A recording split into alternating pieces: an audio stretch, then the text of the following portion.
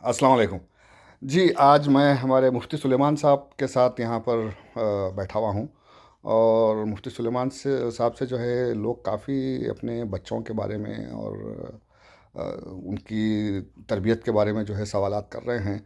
तो मैं भी एक सवाल किया मुफ्ती साहब से बच्चों की तरबियत और उनकी क्या अल्लाह ताला उनको किस माँ बाप के साथ में किस तरीक़े से रहना और क्या माँ बाप के साथ में सलूक और क्या रिश्ता जो है होता है इस्लाम में, और किस बात की इजाज़त दिया हुआ है परवरदिगार के किस हद तक बच्चे अगर नाफरमानी कर रहे हैं तो उनको किस किस हद तक वो जो है नाफरमान हो सकते हैं और किस हद तक वो नाफरमानी उनकी बर्दाश्त की जा सकती है।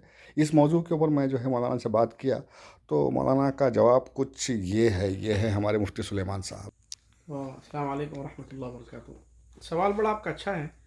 इस सवाल पे तो आप पूरा एक यानी कई घंटे का लेक्चर दे सकते हैं कि वालिदैन के जो हुकूक़ से मुतालिक, लेकिन मैं उतना लम्बा तो नहीं, थोड़ी 2-3 मिनट के अंदर बात को मैं समेट देता हूँ। सबसे पहले तो पॉइंट आप याद रखें, कुरान मजीद में 6 से 7 जगह पर अल्लाह ताला तौहीद के बाद जो सबसे पहले जो चीज़ लेकर आए हैं वो वालिदैन का हक़। अल्लाह फरमाए वक़ज़ा रब्बुका अल्ला ताबुदू इल्ला इय्याह, तुम्हारे रब ने फ़ैसला कर लिया है कि अल्लाह के अलावा किसी की इबादत मत करो। फिर उसके फ़ौरन बाद अल्लाह फरमाए वबिल वालिदैनि इहसाना, वालिदैन के साथ सलूक। तो कुरान मजीद मुफस्सिरीन के हिसाब से कुरान मजीद में 4 से 5 जगह ऐसी हैं कि अल्लाह ने तौहीद के बाद सबसे पहला जो दर्जा दिया है वो एक ईमान वाले के लिए वालिदैन है। हालांकि होना ही चाहिए था कि तौहीद के बाद सबसे पहली चीज़ इबादत क्या नहीं थी, वो अल्लाह ताला क्या करे, वालिदैन के हक़ को लेकर आए। चूँकि इस दुनिया में अल्लाह ताला ये समझाना चाह रहे हैं कि एक रब वो है जो तुम्हारी पैदाइश तुम्हें इस दुनिया में भेजा। अब तुम्हारे पैदा होने से लेकर मरने तक ये जो जॉब को जो करने वाले हैं, टेक केयर करने वाला, संभालना पालना, तो अल्लाह ने रब की एक छोटी सी झलक जो है वालिद और वालिदैन के अंदर रखी है। तो गोया कि अल्लाह ताला ये बताना चाह रहे, इब्न अब्बास रज़ियल्लाहु अन्हु बड़ी ज़बरदस्त बात फरमाए कि कुरान मजीद में 3 हुक्म ऐसे हैं जो एक दूसरे से रिलेटेड हैं। यानी अगर आप एक हुक्म करके दूसरा हुक्म छोड़ देंगे तो इसका मतलब ये है कि आप पूरी आयत पर अमल नहीं कर रहे। तो उसमें से हुक्म जो अल्लाह ने ये दिए हैं अल्लाह सुब्हानहु व तआला सूरह लुक़मान के अंदर, अनिश्कुर ली वली वालिदैक, मेरा शुक्र अदा कर, जैसे ही तू मेरे शुक्र से फारिग हुआ सबसे पहले अपने वालिदैन का शुक्र अदा कर। तो इब्न अब्बास रज़ियल्लाहु अन्हुमा फरमाते हैं कि अल्लाह का शुक्र वालिदैन के शुक्र के बगैर मुकम्मल हो ही नहीं सकता। एक आदमी इब्न अब्बास के पास आया रज़ियल्लाहु अन्हुमा के पास और आकर पूछा, मेरी वालिदा बहुत बीमार है, बूढ़ी हैं, अगर मैं उनको अपने कंधे पर बिठाकर तमाम हज के अगर अरकान अदा करूं तो क्या मैं उनका हक़ अदा कर सकता हूं? तो इब्न अब्बास ने फरमाया तो उसका 5% भी हक़ अदा नहीं कर सकता। हालांकि आपको मालूम है कितने माइल कितने किलोमीटर हज में चलना पड़ता है, तो उस पर भी अगर आदमी अगर किसी अपनी बूढ़ी माँ को अगर कंधे पर बिठाकर हज कराए तो उसमें 5% भी हक़ अदा नहीं हो सकता। तीसरी जो इम्पोर्टेंट बात है कि शिर्क दुनिया का सबसे बड़ा क्राइम है, और इतना बड़ा क्राइम कि अल्लाह मियाँ मुशरिक को कभी माफ़ी नहीं कर सकते।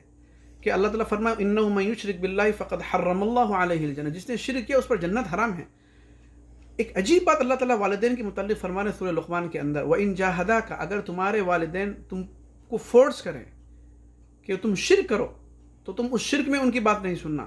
लेकिन इसका ये मतलब नहीं है कि अगर वो तुम्हें शिर्क पर इनकरेज करे और शिर्क पर तुम्हें फोर्स करे तो तुम उनसे अपना ताल्लुकात को ख़राब कर लो या तुम उनके साथ एहसान बंद कर दो। नहीं, अल्लाह में फरमा रहे नहीं, वसाहिबहुमा फिद दुनिया मारूफा, जब तक तुम दुनिया में वो लोग बाहयात हैं, बेशक वो मुशरिक हैं, तुम्हें शिर्क पर उभार रहे हैं, तुम उनकी नहीं सुनना, लेकिन इसका ये मतलब नहीं कि तुम उनकी नाकदरी करो या तुम उनका खाना बंद करो या उनके साथ बदतमीज़ी करो या उनके साथ एटीट्यूड से पेश आओ। तो इस एग्जाम्पल के हिसाब से आप समझ सकते हैं, मुफस्सिरीन फरमाते हैं कि शिर्क से बढ़कर कोई दूसरा क्राइम नहीं दुनिया के अंदर, उसके बावजूद भी अल्लाह ये फरमाते हैं कि तुम उनके साथ हुस्न सलूक करो। अब मुझे बताइए कि अगर शिर्क से छोटे जितने भी क्राइम हैं दुनिया के अंदर अल्लाह की नज़र में शिर्क से छोटे हैं, चोरी शिर्क से छोटी, शराब शिर्क से छोटा, जिना, नमाज नहीं पढ़ना, सब शिर्क से छोटे हैं। तो अगर किसी के वालिदैन अगर नमाज भी नहीं पढ़ते हैं तो इसका मतलब ये नहीं कि आप उनको साथ बदतमीज़ी से पेश आओ। किसी के वालिदैन अगर पीते हैं तो इसका ये मतलब नहीं कि आप उनके साथ बदतमीज़ी से पेश आओ। जब अल्लाह ताला शिर्क के बारे में ये कह सकते हैं कि तुम उनके साथ हुस्न सलूक करो तो दूसरे जुर्म की क्या हैसियत है अल्लाह की नज़र में। सईद इब्न मुसय्यब रहमतुल्लाह अलैह एक ताबईद हैं, उन्होंने ये बात लिखी है, मैं गारंटी देता हूँ इस बात की कि जो भी वालिदैन के साथ हुस्न सलूक ना करे और बदतमीज़ी से पेश आए तो उसकी ये गारंटी नहीं कि वो किस हालत में मरे। तो इतना सख्त वार्निंग है। आखिरी बात कहकर मैं अपनी बात समेट देता हूँ। हज़रत मूसा अलैहिस्सलाम एक बार अल्लाह मियाँ से पूछे कि अल्लाह मियाँ, अल्लाह सुब्हानहु व तआला मुझे یہ چیز جاننے کی خواہش ہے کہ میرے ساتھ جنت میں کون ہوگا.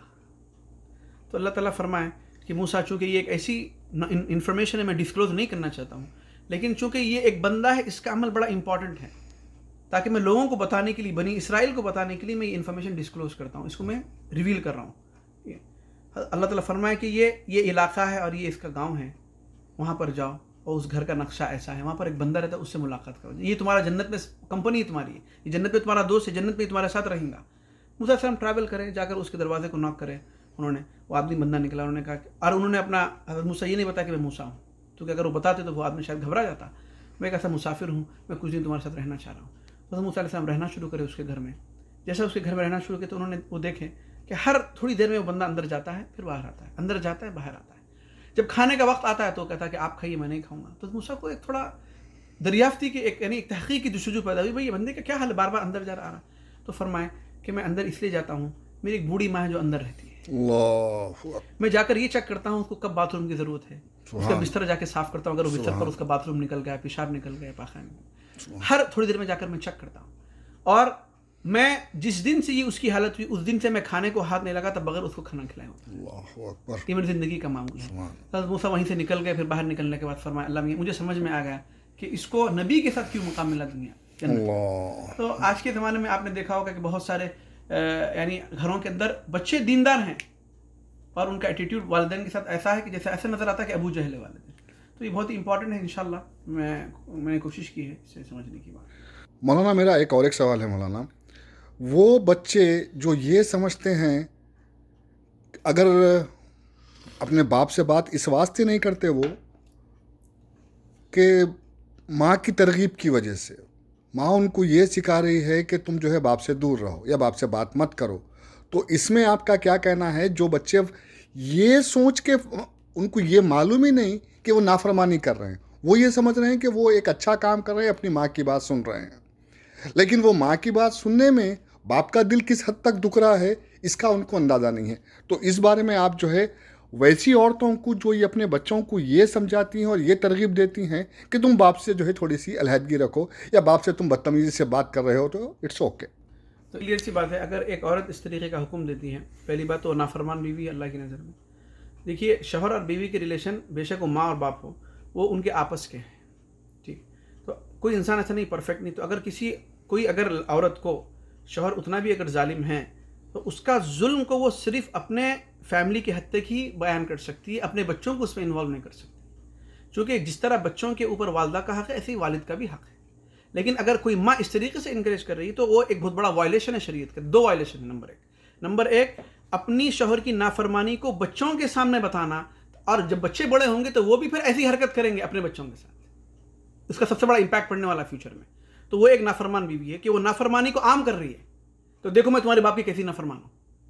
ہر بیوی ضروری نہیں پرفیکٹ ہو کوئی، لیکن اگر کوئی نافرمان بھی تو اپنے دائرے میں چھپا کے رہو تم نافرمان. لیکن بچوں کو ابھارنے کا مطلب ایک بچی کا دماغ بنا رہی ہے کہ تم بھی کل ایسیج کرنا اپنے شوہر کے ساتھ. یہ اس کا لانگ امپیکٹ ہے. دوسرا، اگر بچے میچور ہوئے، میچور سے مراد 17-18 کی میچورٹی آ گئی ان کے اندر، تو اب ان کو یہ کوئی 100% رائٹ نہیں کہ صرف ماں کی سنیں، ان کو اللہ کی سننا ہے کہ اس ماں کی بات کی ویلیو اللہ کی نظر میں کتنی، اس کی کوئی ویلیو نہیں اگر کوئی ماں حکم دے رہی ہے. اور وہ بچے بالکل بھی رسپانسبل نہیں اس ماں کے حکم کو فالو کرنا. جس طرح ماں کو راضی رکھنا ضروری ہے، ایسی باپ کو راضی رکھنا بھی ضروری ہے. شکریہ مولانا، شکریہ، بہت بہت شکریہ مولانا، جزاک اللہ خیرا.